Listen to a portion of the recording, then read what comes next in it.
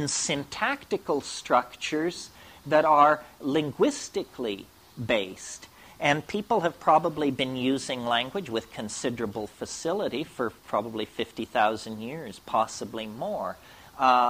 In our own time, we have created ever more elaborate languages, ever more elaborate technologies for transforming, storing, and retrieving language, so that we are actually on the brink, of being able to give every single one of you the complete cultural inventory, the complete database of human beings' experience on this planet. That's what these data highways and networks are all about. The nervous system is being hardwired.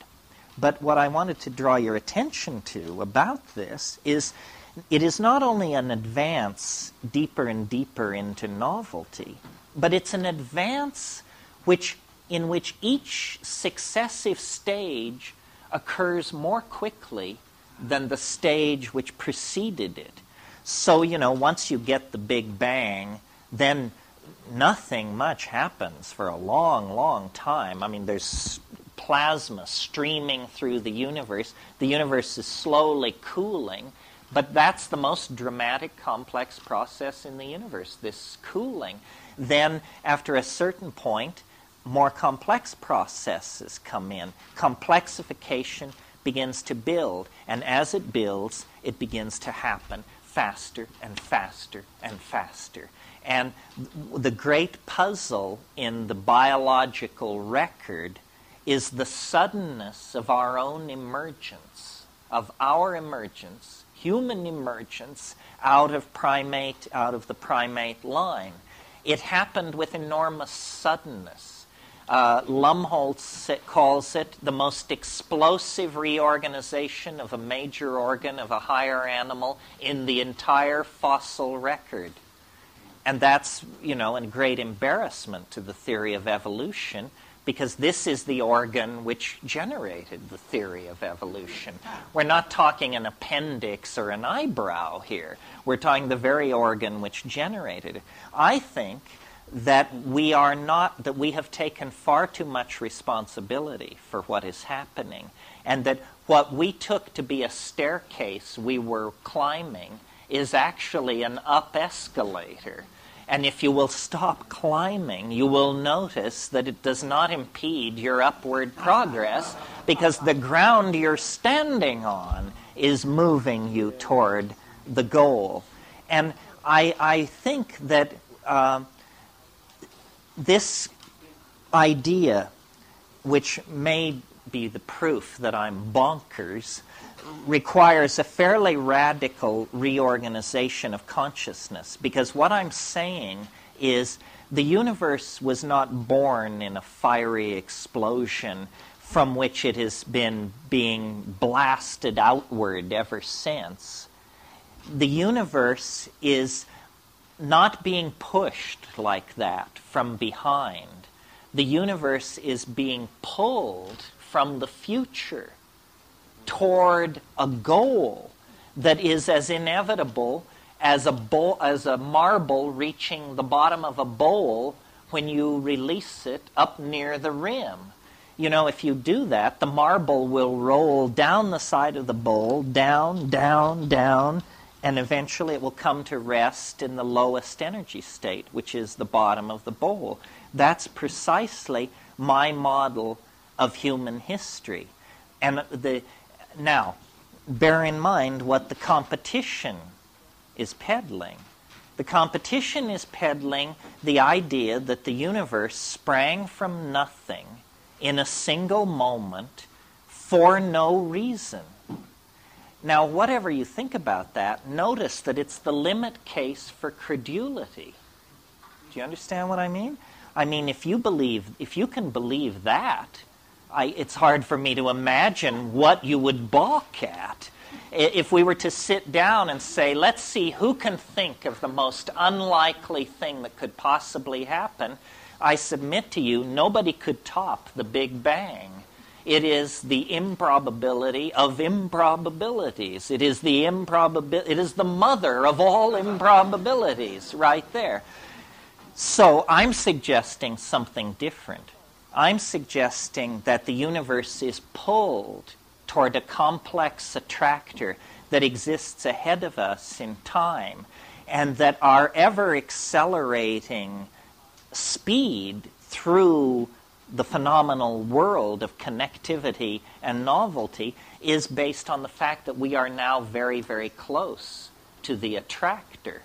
All Western religions have insisted that God would come tangential to history, but they all lose their nerve when you ask when, which is the only interesting question about that hypothesis. I mean, if it's not now, then what the hell difference does it make? It's just pissing in the wind as far as I can see. I think that the very real social crisis that is upon us, the crisis of population, of resource depletion, of atmospheric degradation, of epidemic disease, all these crises indicate that we are now down to the short epochs of this process of universal ingression into novelty, and that in fact it makes no sense whatsoever to speak of a human future.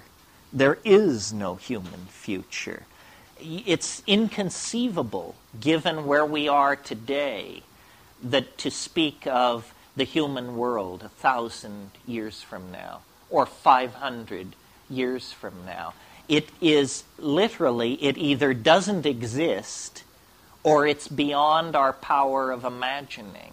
It isn't simply going to be non-polluting cars and smaller hi-fi speakers. I mean, that's an idiot's notion. Better pictures of today. Yeah, clearer TV pictures. It isn't like that at all. I mentioned this morning, how when you look at only one line of technological development, automobiles or computers, it looks like you can rationally anticipate what's going to happen. But when you realize that there are thousands of these lines of development, all transforming themselves, all moving towards some kind of omega point, then you realize that we're in the grip of what I call a concrescence. And I maintain that you don't have to believe me on this. You can see it from here. You just have to climb a high hill. There's one. It's called psilocybin. There's one. It's called ayahuasca. The view from the tops of these hills is of the concrescence. It lies now closer to us than the Johnson administration, for God's sake, in time. And, I have an elaborate mathematical theory to back this up, which you should gratefully learn you are not going to be flayed with this afternoon, but I think it's going to become more and more important for people to delinearize their view of time. Decondition yourself from the lie of history. After all, if time were space, history would be a spider web. So bear that in mind. Concrescence.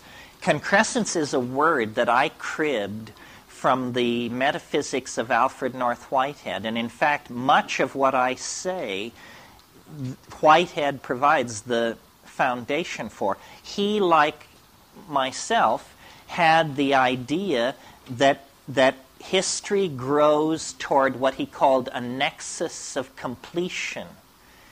And these nexi of completion themselves grow together into what he called the concrescence.